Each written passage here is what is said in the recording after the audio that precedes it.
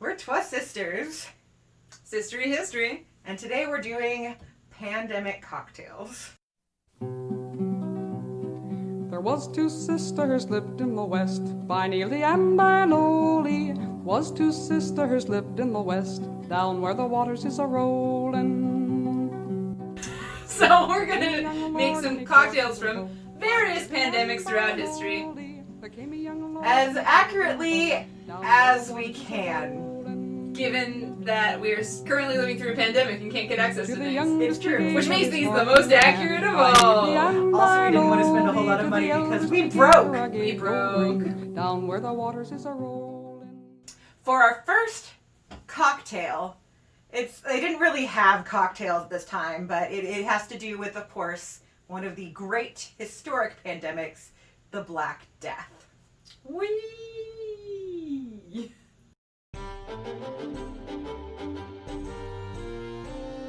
This was between 1347 and 1351 was when it peaked, and it killed between 75 and 200 million people, approximately half the population of Europe at the time. It was devastating. It probably came from fleas. There is some question about that. They're not entirely sure. But it most likely came from fleas that came across the Silk Road and then came across trader ships into ports, and from there it just kind of went everywhere. So it tended to have a between 80% to 100% mortality rate depending upon which form of the plague you got, because this is something I learned in my research, there are in fact 3 forms of the plague. There was the most common bubonic plague, where you got buboes, or swelling of the lymph nodes in your groin and armpit. Then there was the pneumatic version, which actually attacked the lungs and gave you basically pneumonia, and you died an awful, horrible drowning death. And then there was septicemic, which basically meant that you got a blood infection and you also died. There's just a lot of death. That's the thing about the Black Death.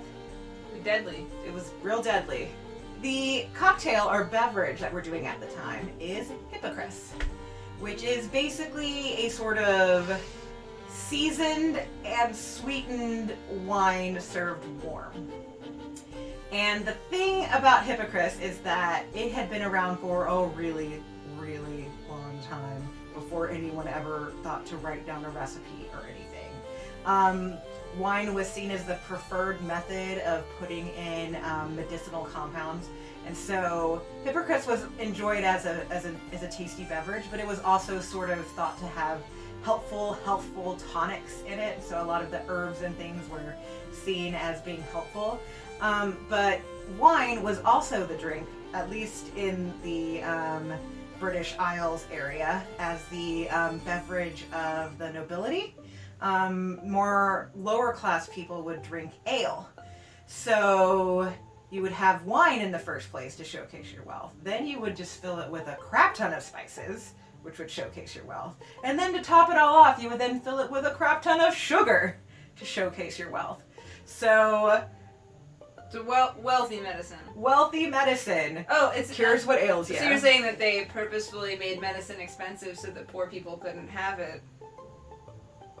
A lot of Hippocras recipes were really codified more later on, more in the time of the 18th century. But one of the earliest recipes of Hippocras we have is from the Forme of Cury, which was a compendium of recipes that came from the 14th century, so was right around the time of the Great Plague.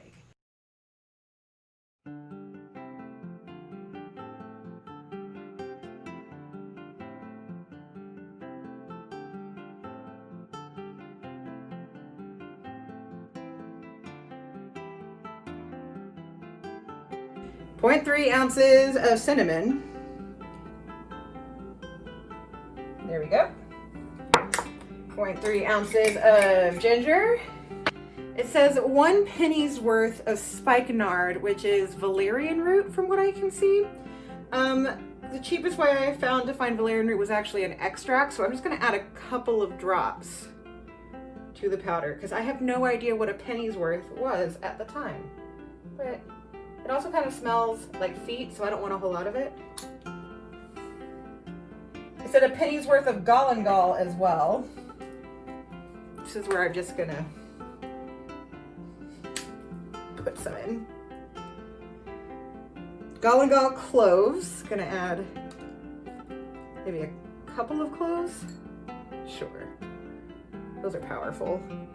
Long pepper. We didn't have access to long pepper, so we're just doing regular black peppercorns. I'm gonna add 3 peppercorns of that. And a nutmeg, a whole nutmeg. I'm just gonna cut off a little sliver of that.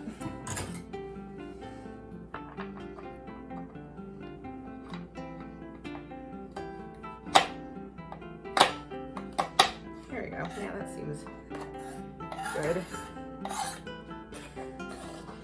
This smell is already very powerful, I would like to point out. And it says marjoram and cardamom, 1/4 ounce of each. So if I'm dividing that by 10, it's 0.25, so 0.2-ish. Yes, we're gonna add 0.02 ounces of the cardamom. And then 0.02 ounces of marjoram. We couldn't find marjoram, so we're doing oregano, which is a similarly related plant. Said grains of paradise, which is an interesting sort of little peppercorn. I have some already. They kind of look like little tiny seeds. And when they actually kind of taste like if you've ever had Szechuan peppercorns, but they don't have any of the numbing quality of it. And it says 1/10 of an ounce of them, so that's going to be 0.01 ounces. And then it says cinnamon flour, which is kind of an exotic ingredient that we found a hard time getting, so we're just going to say the cinnamon's good enough. All right, so then the instructions say, make the powder and use it. So thus we shall do. Come on, cinnamon, just break. There we go. It's almost like the actual mortar and pestle is better designed for this. Maybe. I spoke too soon.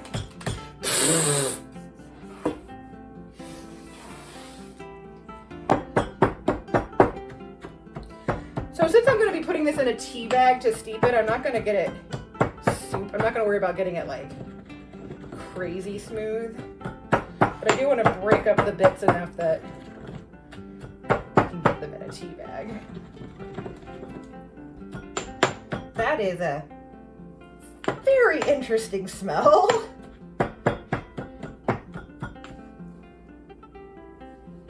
And then it doesn't give you accurate instructions on how to use said powder, but Hippocras was wine warmed to blood temperature and then had sugar added, which the amount of sugar was also not given. So I guess add sugar to taste. Then you get yourself your pot and the most excellent wine. We have got ourselves some basic sort of, it's Aldi wine. It was $3. It was $3. Like I said, we don't have the kind of money to get real wine. I also don't feel like they use good wine in Hippocras. I'm just saying that. I'm just putting that out there. Could have been, who knows?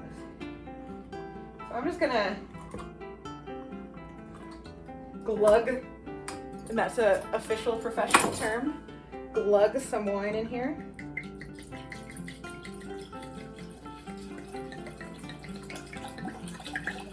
All right, it's a bottle. I'm putting in a whole bottle of wine. And then I'm gonna start off with maybe a 1/4 cup of sugar. Maybe 1/2 cup of sugar, I don't know. Let's try it. Let's try a 1/4 cup of sugar and see how we feel about it. Then you're gonna put it on your stove and turn it on low. And you're just gonna heat it up to right around 100 to 110 degrees, just a little warmer than body temperature. Yeah, so it's been steeping for a while and it just doesn't taste very strongly of the spices in our little tea ball. So we're just gonna dump it all in and go ahead and strain it out. So blurg. It is warm enough though, so I've turned it off. Let's just let that percolate a bit. Let it steep. We did end up adding an additional 3/4 cup to make a whole cup of sugar for a bottle of wine. That seemed to be the right amount. So the whole amount of powder and a whole cup of sugar for 1 bottle of wine. You're gonna strain it.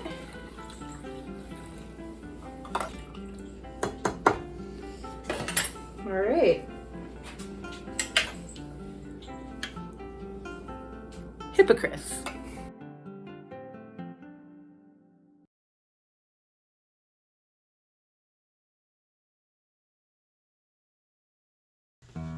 All right, so we have our Hippocras. We are going to drink it and tell you what we think of it.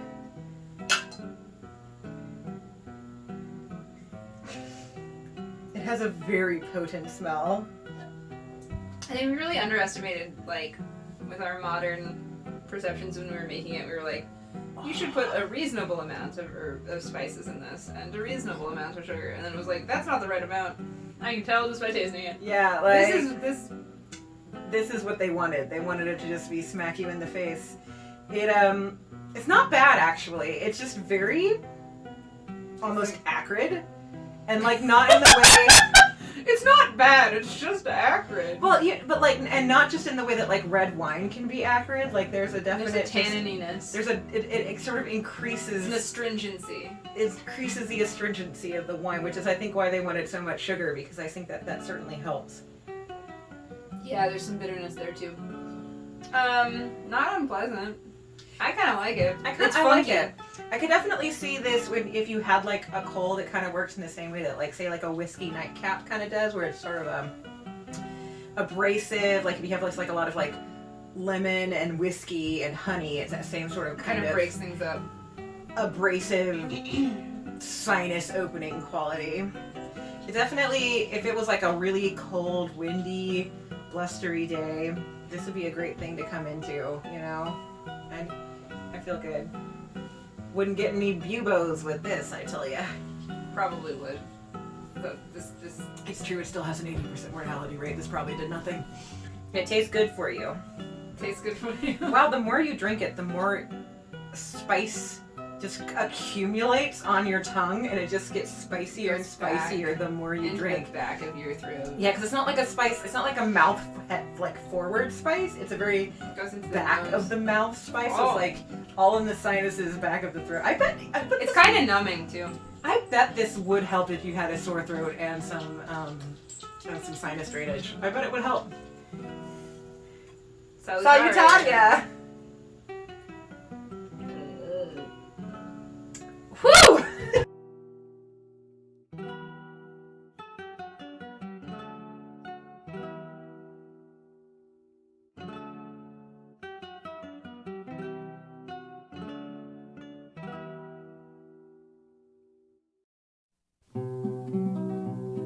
There was 2 sisters lived in the West, by Neely and by Lowly. Was 2 sisters lived in the West, down where the waters is a roll.